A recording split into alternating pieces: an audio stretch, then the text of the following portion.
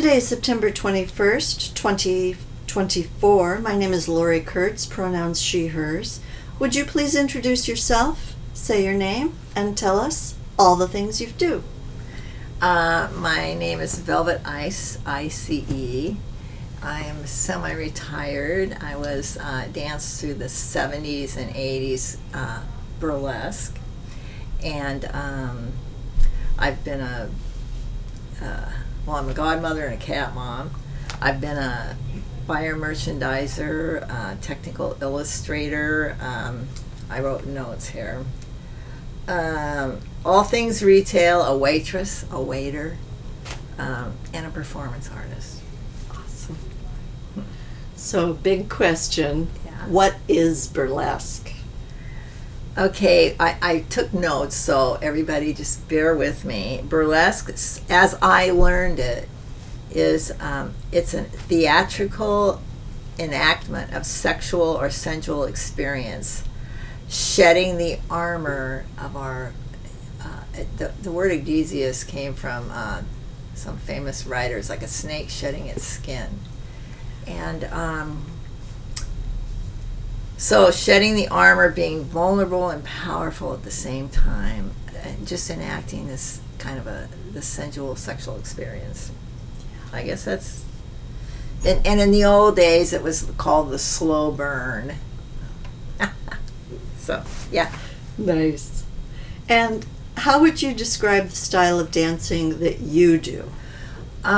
Well, even though I came out of old school burlesque, I was kind of at the tail end of what's considered old school burlesque. I was a rocker funk dancer, so I didn't really fit in the traditional classic, although I did my version of it. Yeah. And then just sort of nuts and bolts. Where were you born and where did you grow up? I was born in Tacoma. I grew up in Seattle and San Francisco. Yeah. And then what brought you to Oregon to live? Oh, I have family here, and I wanted a little smaller, a little less craziness from the city. And I live right outside of Portland, so I have all the cultural, artsy, and I really like Portland. I'm getting to know Portland, and it's like, it's just a little more tender than Seattle, and I like that a lot. Yeah. So I'm living in a little less chaotic energy. Yeah. And so in your formative years, what did you do that led you to performance? Oh, well, my parents were in theater. They were actors, and my dad was technical and a director. And I started going to the movies at a very young age. They took us to the movies a lot, and I loved the glamour. And I had a kind of a dancer inside of me. When the music came on, I kind of like moved around a lot, and it just fell into my lap. Yeah. And where in theater did they work? Like regional theater or community theater? A lot of community theater. They met in the drama department in college, and then they started Lakewood Players or Driftwood Players or something like that. And every time we moved, they'd either start a community theater or join into a community theater. Wow. In fact, yeah. And did you move a lot? No, I don't think so. I think twice as a kid, and then once when I was trying to leave mommy and finished growing up in San Francisco. Yeah. And then how did you pick your stage name? Oh boy, so back then I wanted to be really smooth and really cool. And so, and James Verdon, who's should be in the history books, was kind of the guy that kind of guided, got the local theater manager and he said, you got to have two names. I said, oh, just two names. Okay. So I wanted to be smooth and I wanted to be cool, so I thought Velvet Ice. And I turned out, sometimes I'm smooth, but I'm not too cold. So anyway. Yeah. Yeah. And you said the local. Which locality was that? San Francisco. San Francisco. Yeah. That's where I started. And when did you leave your folks and move to San Francisco? Boy, that's a hard call. Or what age, or late teens, possibly. Yeah. Yeah. All right. And why San Francisco? Oh, that was the place to be. That was like the new frontier. That was like, that's what was going on. Yeah, San Francisco in the 60s and 70s. Yeah. And it just fit my persona, my personal aesthetic, my personality. So, yeah. And I didn't want, like, back in the day, what you did was you graduated high school and maybe did a little college, and going to college was to snag a husband that had education. I think that was the theory. And then all my girlfriends in high school, they got married and had kids. And I didn't have that. That wasn't in me. I had an adventure chromosome or something. Gotcha. Nice. Mm-hmm. So, what year and how did you start performing, dancing? It was around 1973, and I lived in the Mission District in San Francisco, and I would shoot pool with the strippers from the Burlesque Theater across the street. And I'd go in and watch the shows, and I'd like, oh my goodness, that is so cool. I saw these powerful women being powerful, and I went, yes. And one day, my girlfriend, who was a hemophiliac, she was in the show, and she stubbed her toe or something and started bleeding, and they sent her to the hospital. And James, the guy that ran the theater, he was always on me. You dancing, or you should dance. You just have that little something, and I kind of and so when Jamie started bleeding, you got to fill in. You got to fill in, and I went, had a couple of drinks, shaved my legs, borrowed my girlfriend's really kick-ass leather coat. Yeah, and went on stage. What do you remember the songs that you danced to? Lydia Pence and Cold Blood, Let Me Down Easy. Yeah, blues. I was really good at blues. Yeah, I could feel. I knew I could know ahead of time the change in music. Yeah. Yeah. Nice. Blues is pretty easy to anticipate. Did you have dance training?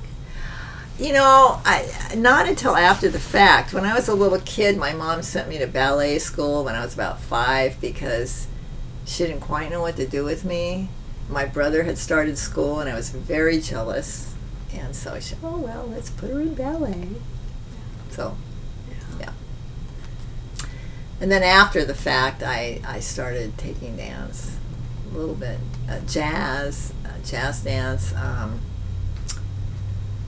can't remember what all, but Afro-Cuban and a little bit of that. I studied with a great guy, Bill Monroe, in Seattle. He was great. And then when I was in San Francisco, I took a couple classes from Ed Mock.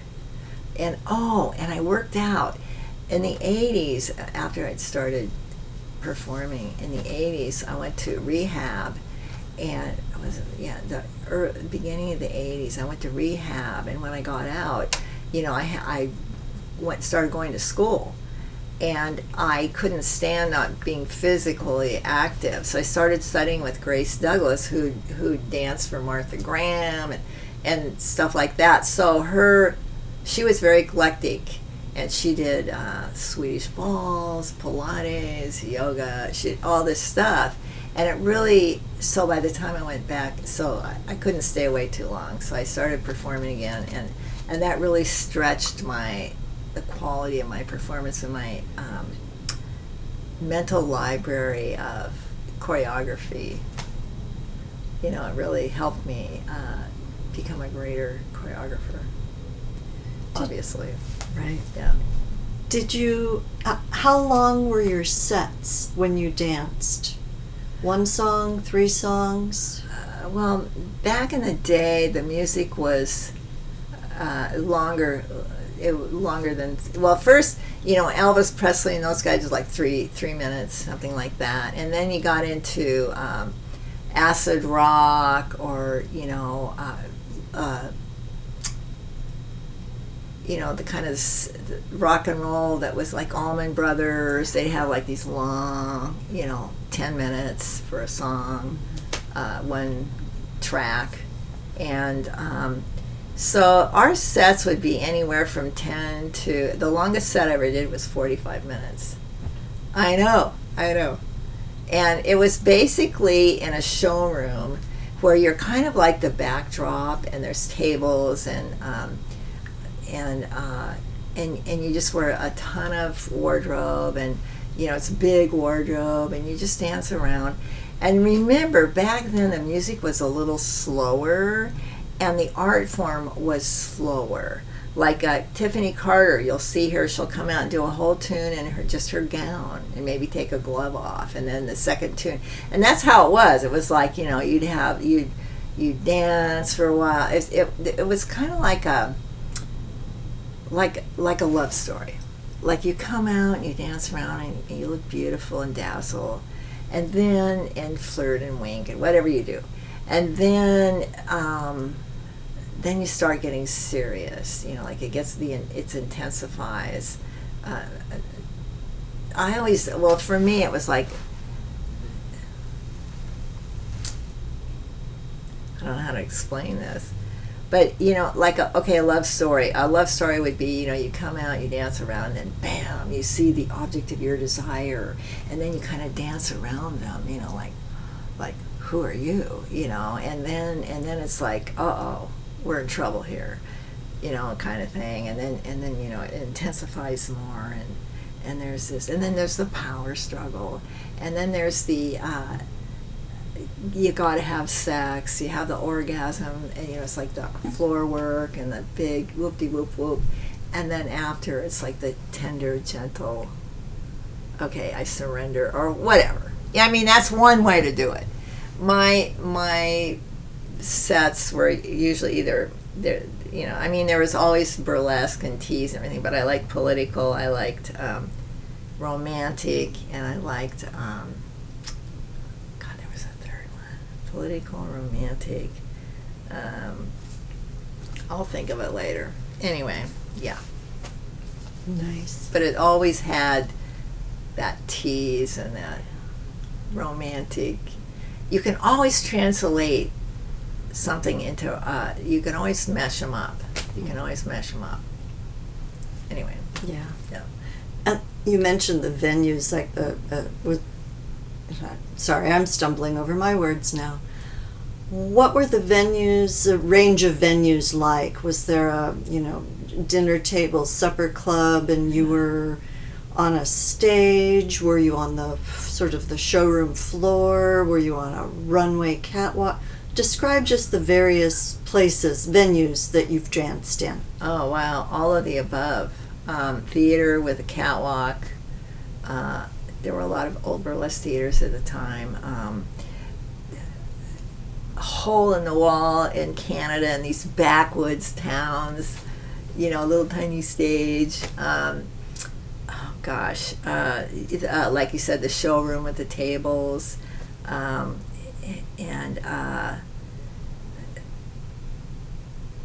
the questions that you sent, one was the most fanciest theater, and I think it was it wasn't the largest, but it was the fanciest, was the Sutter Theater in San Francisco. They started this new theater. It was in the financial district, so the audience was all suits.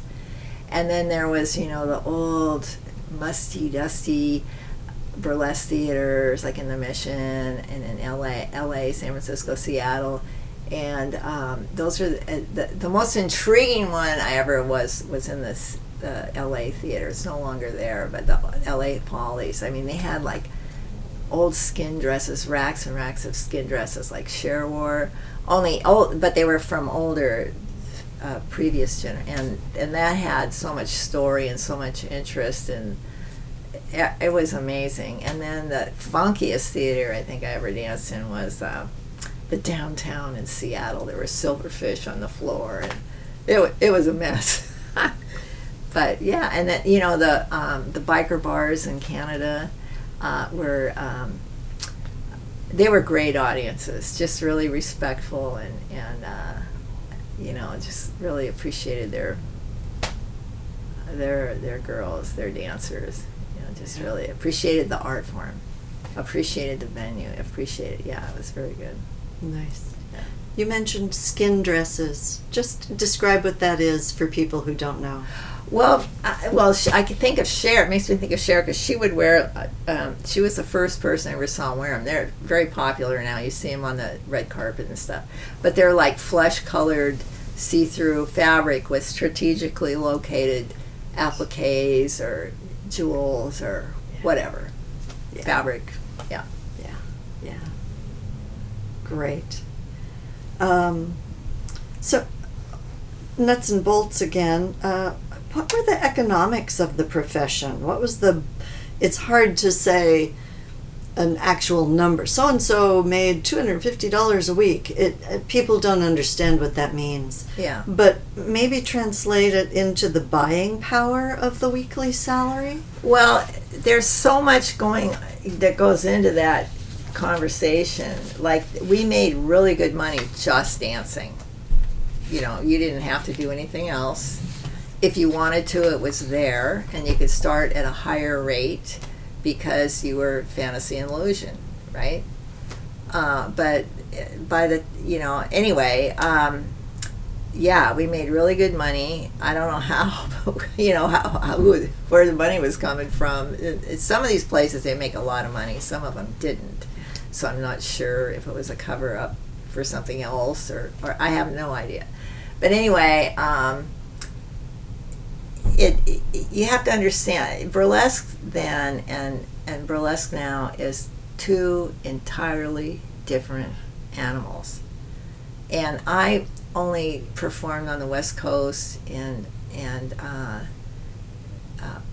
Micronesia and like that, right? I wasn't everywhere, and other people would have other things to say, but to be a burlesque dancer in my era, you were like a disposable female human being, and you had to live under the radar.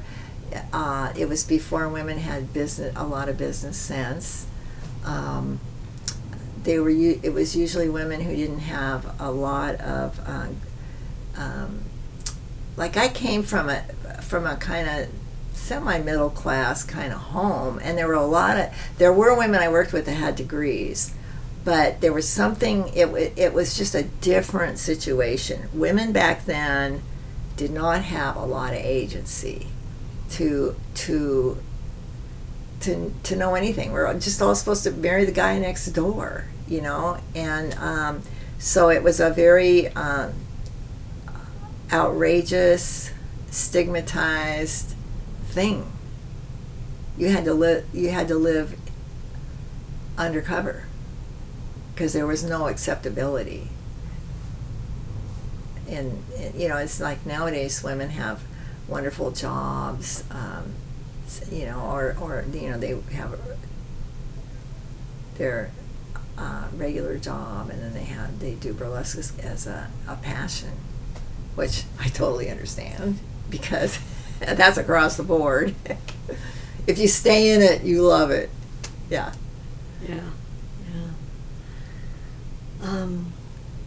Great. So tell me about the arc of your career. So you started dancing in the, 1973. Yeah.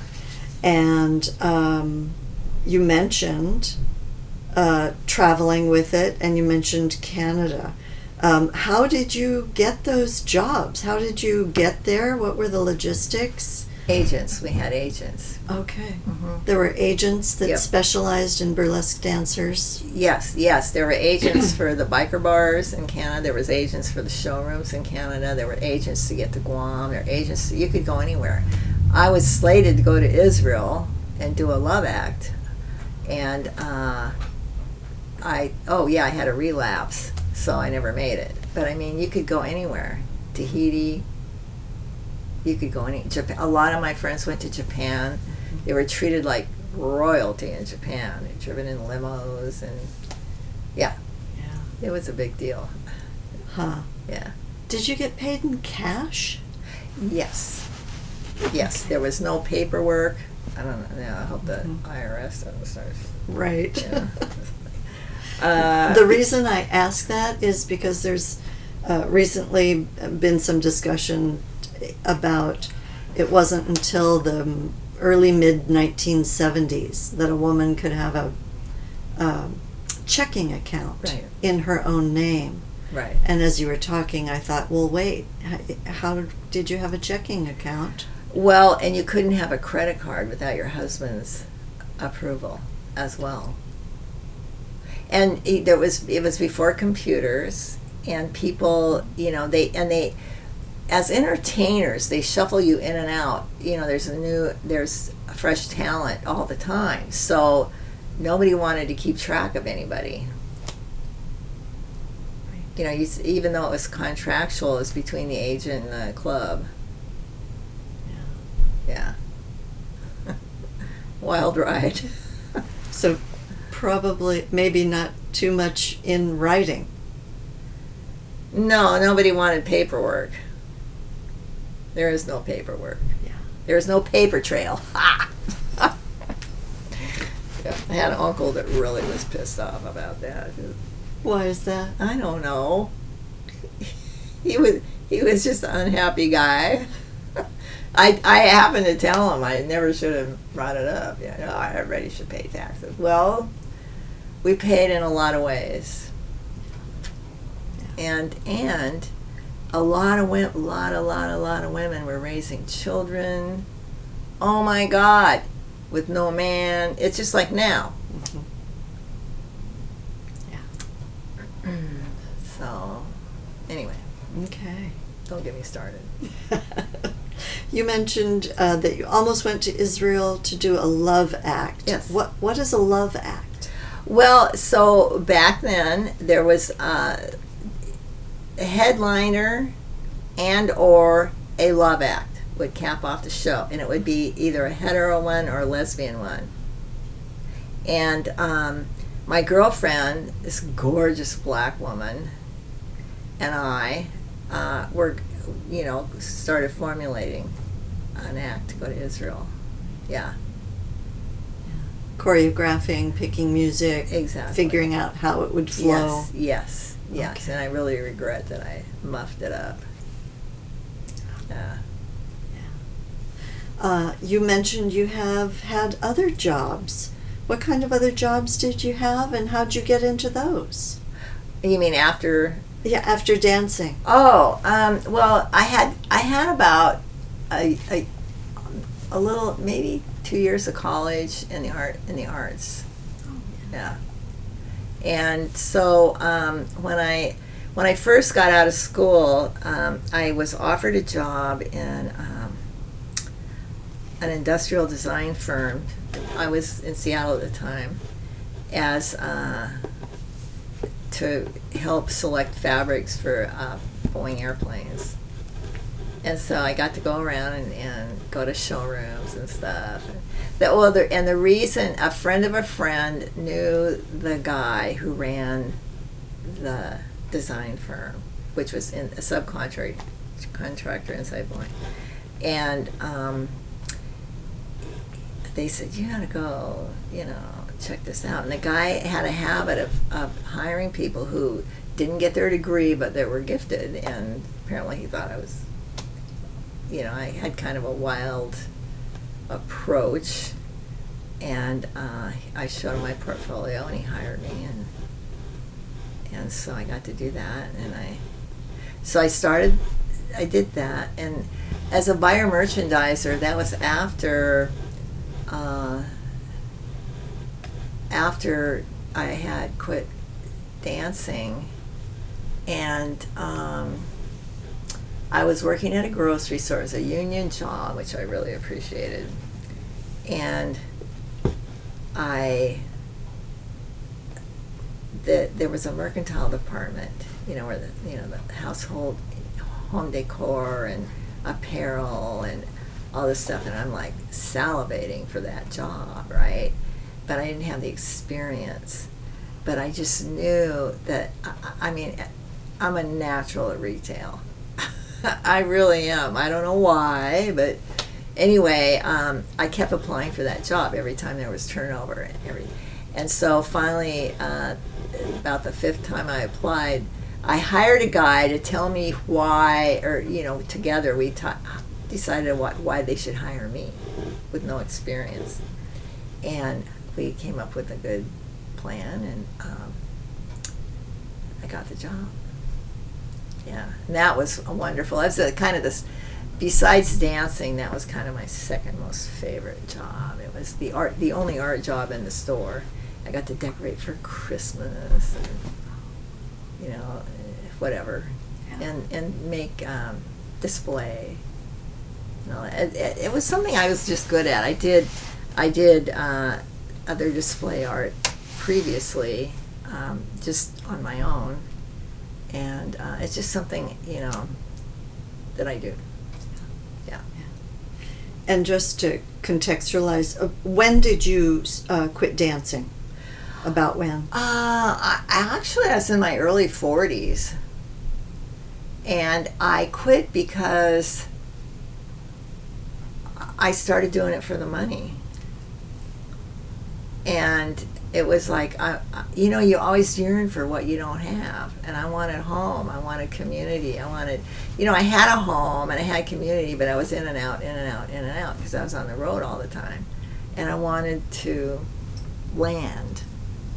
And so I landed. Yeah.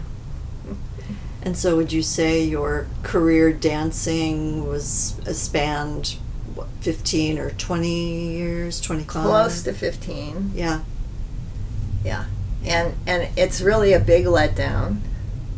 Quitting? You quit, yes, it's a huge letdown, because in those days, and to some degree now too, it's like, but I can only speak for those days.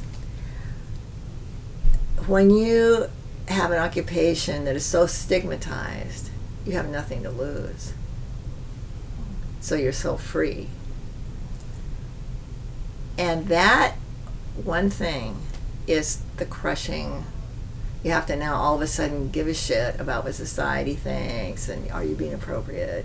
I was like crazy. Like when I got the job at the grocery store, it's like I didn't know what was appropriate. I didn't know how to talk to people. Because you're so real in an occupation that is like people just totally discount. You can just totally be real and be whoever you are, and so all of a sudden you have to have societal norms and stuff, telling you, do I say that, or do I say that, or do I feel that, or, it was very, very challenging for a while. Yeah. When you were dancing, could you be real with your family? Your folks had been in theater. Well, my folks loved me, and I'm sure I put them through a lot of,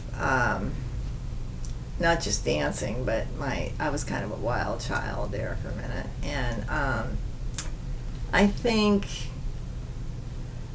my mother, who was very, except when she was on stage, mind you, she was like a really good actress. She finally got it. But boy, there was a good while where it was like, but she got it, and she was proud of me. And she got the female empowerment thing on some level. Yeah, she definitely did. And she was proud of me, and I think part of it was because I got clean and sober. And and as an actress herself, she might have felt some kind of, I don't know, appreciation for me in an art form. Yeah. Yeah. Yeah. That's great. Yeah. And so just bringing it back around to sort of the current neo-burlesque scene. Yes. So you were dancing and then quit dancing and then had these other jobs, and then how did you connect again with the burlesque, neo-burlesque scene, or go to Beehoff, or how did that come about? Like as with most of life, it's all synchronicity, right? So I'm bopping around Broadway, Capitol Hill, and I run into a woman named Amelia, who, is it okay if I name names? Sure. Okay. Indigo Blue, ran into her and we started talking, and she said she was a burlesque dancer, and I'm going, oh, wow, I used to do burlesque. You know, she said, oh my God. So she invited me and Eartha Quake to, her and Paula, the Swedish housewife, invited us over to Paula's for dinner, and then they started talking about, well, we're doing a 70s show at the Catwalk in Seattle, and we would love for you guys to perform. And I had brought my breakaway bell bottoms, designed by B.B. Hughes, and just to show and tell, and they had, Paula has fabulous stuff too, and because we were at her house, so we show and tell, So anyway, and I thought, oh, no, I can't possibly do that. I'm old, no, stop. And I went home, and there was this thing inside of me, it's like, if you don't do this, you're just a freaking coward. There's just, it's like, what contribution is that, or what joy will I derive out of it? And that goddess inside was just like, and I said, okay. So I took Indigo Blue's Academy of Burlesque class to, remember, and we did a little showcase at the Rendezvous. And then we did a big one at the Catwalk for a fundraiser for Katrina, the 70s show that Paula and Indigo were talking about. And it was just so much fun. It was just really great, and I did what I do, and I had a really great reception, and so it was, wow. And then I went to Beehoff. I can't remember if it was before or after. It must have been after that. And then I saw other women my era perform, and I went, oh my God, this is cool. And so I started occasionally performing again. That's what started it. Yeah. And that 70s show with Indigo Blue and Paula, the Swedish housewife, was, did you mention it was a benefit for the Katrina hurricane? Yes, it was that year. Mm-hmm. Mm-hmm. It was after Katrina happened. Yeah. That's great. Yeah. Mm-hmm. And let's see. These are just some fun, quick, whatever. What was the worst dressing room you were ever given? Oh, there were so many. And there were some good ones. I don't know. I just keep thinking of the downtown theater and those silverfish on the floor. I'm going, what are these bugs? Yeah. And you also mentioned going to biker clubs in Canada. Uh-huh. What were the logistics? And you said out in the woods or out in the sticks. What were the logistics? Did you drive? How did you put together a tour? The contract is a tour, And depending on the agent you go through, there was 2 agents for BC. And one did the biker bars, the more casual bars, and then, in pubs and stuff. And then the other one did the more upscale type things. And sometimes it would cross over.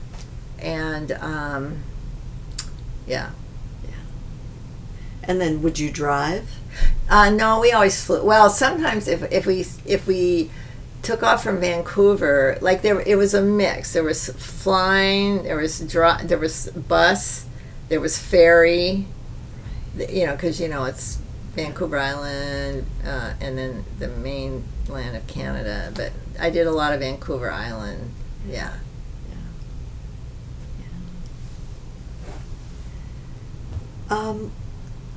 Some people think of burlesque as falling somewhere on the spectrum of sex work, either with like helping people free themselves up or what have you. What are your thoughts about that? I love that question. I don't know why, but it's like define sex work, right? Yeah. If it means, see, I wrote some notes on that actually. I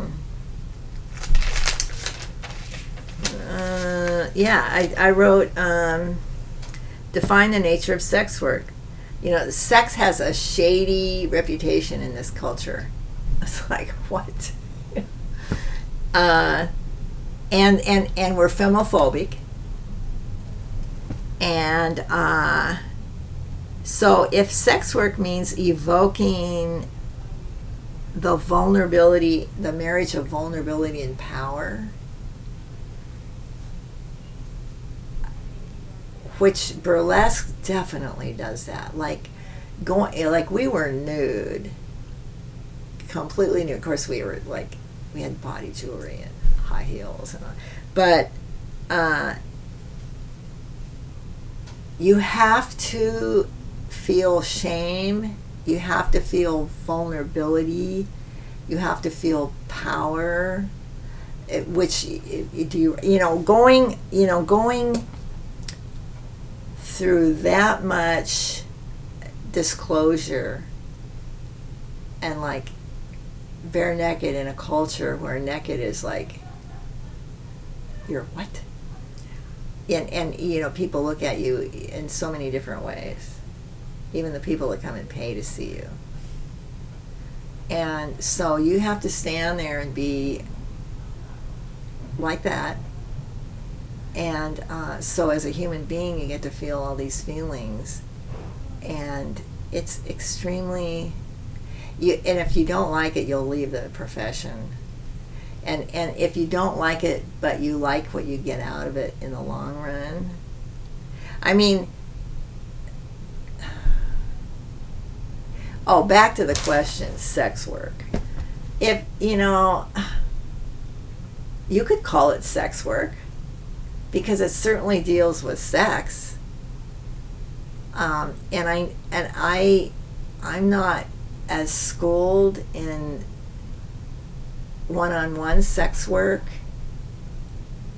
so I'd probably be I'm kind of girlfriend energy. I noticed that my girlfriends that are really good sex workers have a different, and I may be wrong, but my observation is they have this sense of self that is different than mine. Like they can be they can be on top and control and easily. And me, I'm kind of like more girlfriend energy. I'm like, like that, right? So I tried it. I was miserable at it. I no bueno. Didn't have what it took. It takes pluck. And while that's why burlesque was so good for me, is because I gained pluck. It takes the male side of you. There's we all have male and female in there, right? It takes that male assertion to bring the feminine forward, right? And that's what I needed developing.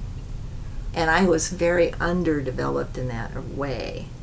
I mean, even though there was a lot of women hiding up in here somewhere, it really, I mean, I had to do that in this lifetime to become more balanced. Yeah. And I don't know. Ask me more. When you were dancing backstage or with the other dancers socializing, did you talk about that spirituality aspect to the dancing, or was it just like a fun thing you were doing?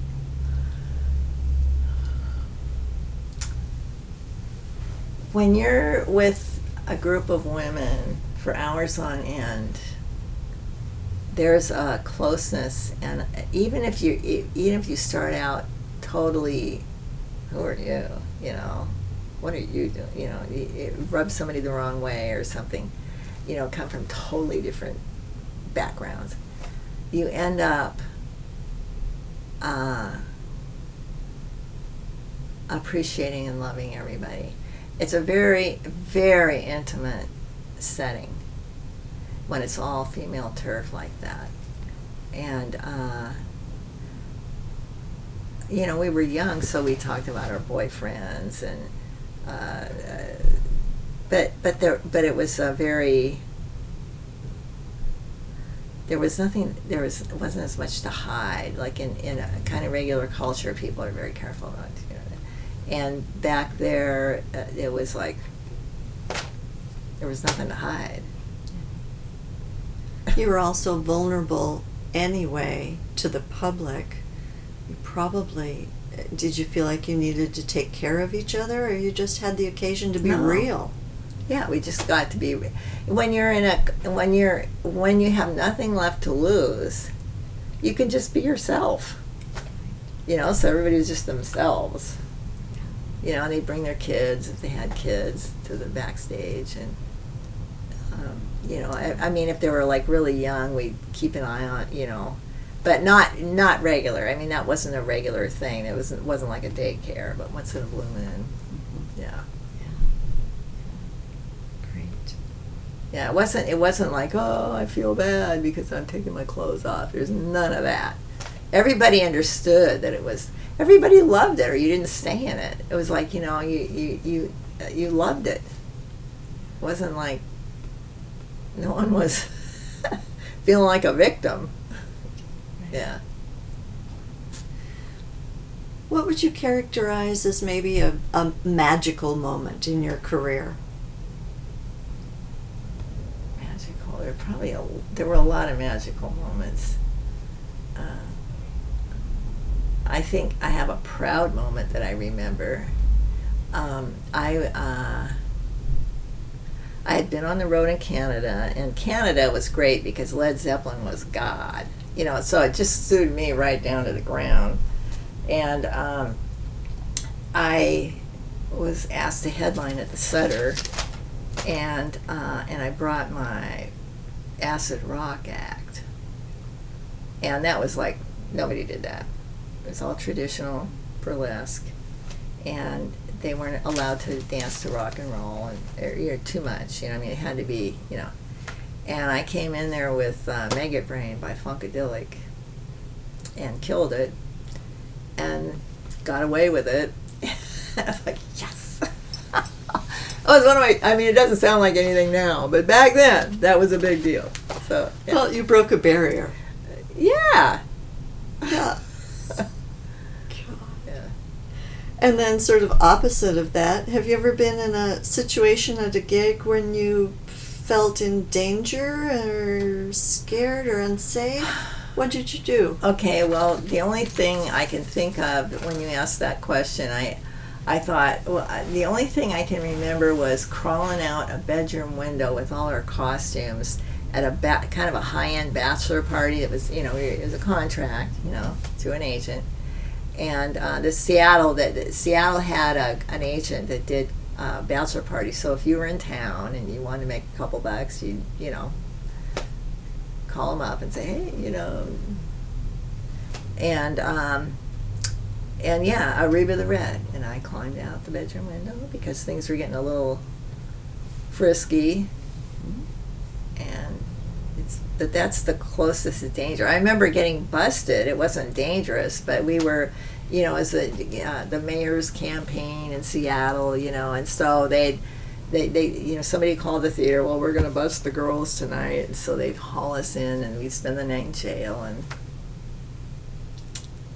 we're cleaning up the city.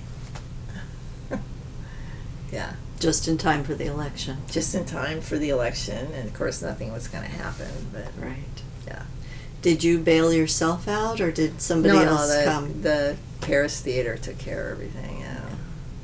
It was just part of the cops and robbers game. They played. Yeah. Yeah. What was the best advice you were given when you were starting out? Okay, there was 2 pieces of advice I remember that stay with me today. Tori Lynn, who was my kind of icon idol, she would say, "You're working too hard."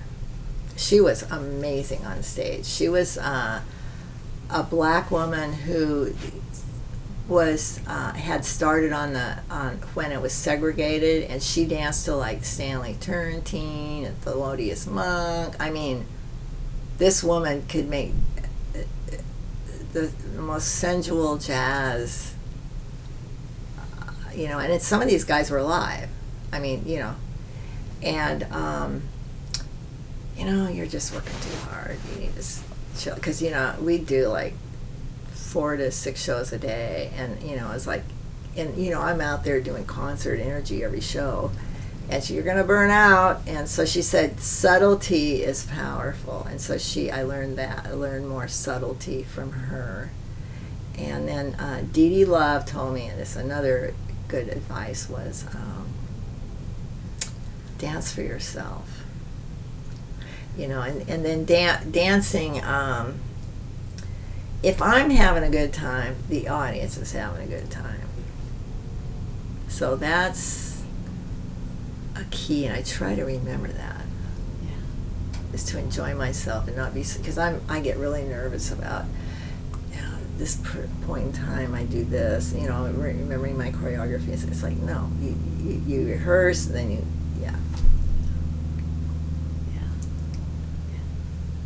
And then your advice for a new performer today, what would that be? So enjoy yourself. Yeah. It's a very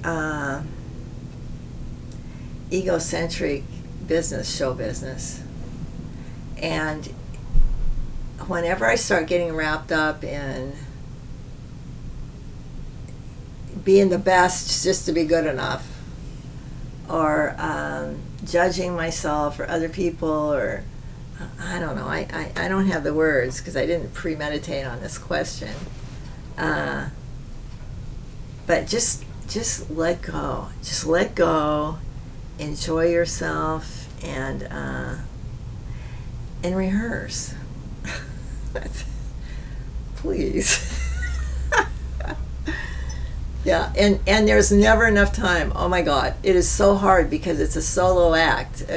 What I do is a solo act, and it's like, so you have to really punch your own clock, and it is hard. And so anyway, yeah, I can't remember. I'm sure I had better stuff to say than that, but that's what I've got right now. Great. And then compared with when you were dancing and the industry today and dancing today, what changes do you see in the industry? Everything. Like what? Well, okay. Male operated old school burlesque. Like, it was a female turf, but it was the theater owners who had their own. What's interesting about that is, that by the time I got, it was my generation on the West Coast, because it's different in every area, and San Francisco and LA were different. But anyway, in San Francisco, like the Mitchell Brothers opened, and so it was bringing porn into. But anyway, back up a little bit. So these guys, sex sells. Let's sell the naked lady. As they, as they started taking their G-strings off, then we were all nude. Let's show some poussoir. The whole nine, right?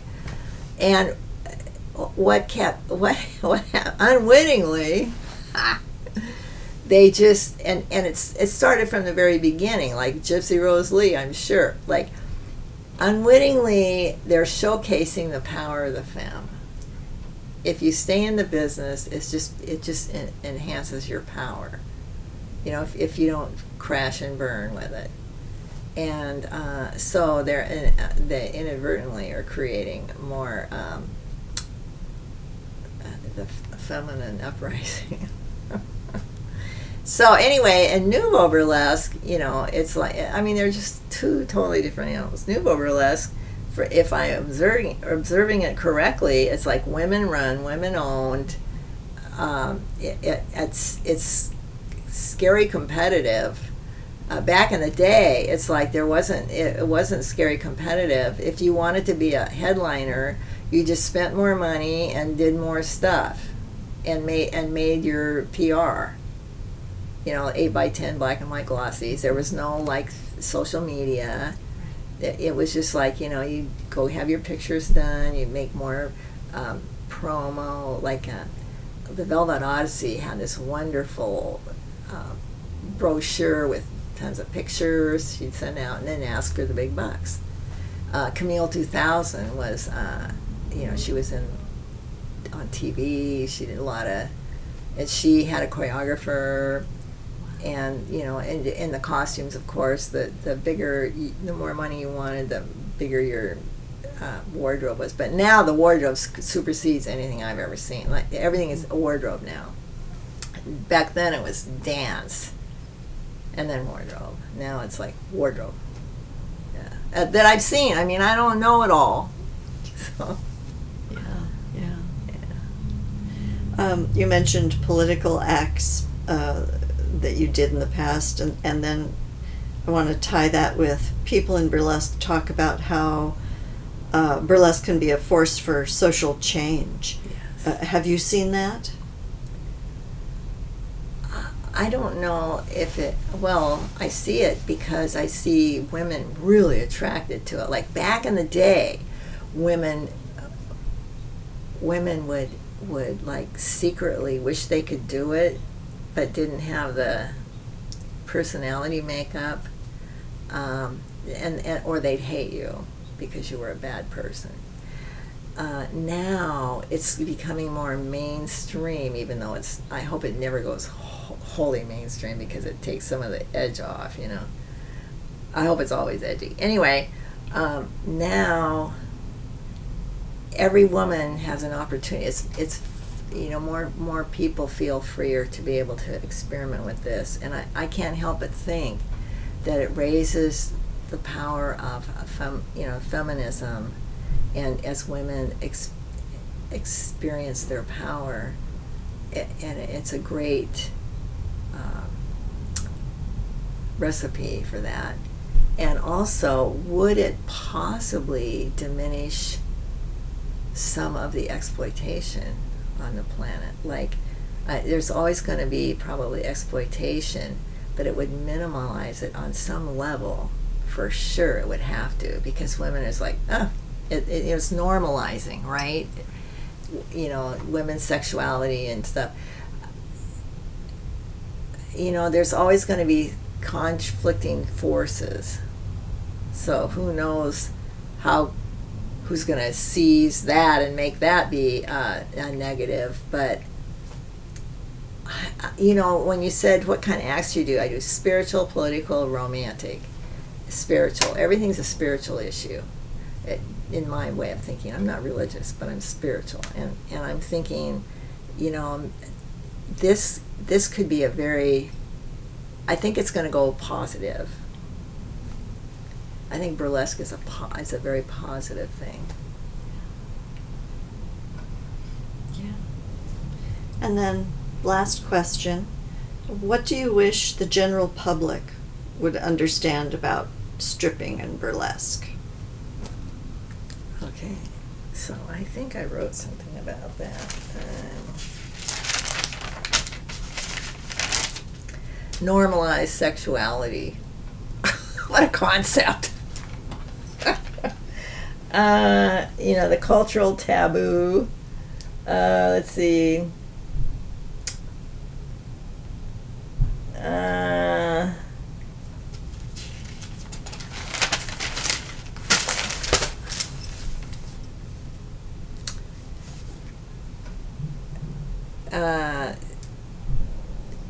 Open your mind to the power of the femme. Open your mind to how it's going to help you. Men are going to have to come up to the plate and keep up. Whoops. Hey, I love men, just saying. Yeah. Think about it. Get over yourself. If I had a daughter, first of all, I would choose it again for myself. I don't have any regrets about it. If I could squeeze in a good match as a partner and a child in there, that would be good, because I didn't get to have that experience. But now you're more able to, because men are more amenable to having a wife be more powerful and more visible. And it takes a man that's secure in himself. And I would want my daughter to experience this in a healthy environment. I would definitely monitor the environment, no question, just because I would. And but I wouldn't object, as long as I saw it was a healthy experience. And I'd sure come down on it if it wasn't. There was some exploitation going on. It's like, no. And I would advise her on money and whatever. Help her be creative, costuming, storytelling, acting, if it was her desire. Yeah, that's it. Great. Thank you so much. Thank you, Lori. Great questions. Thanks for doing this for burlesque.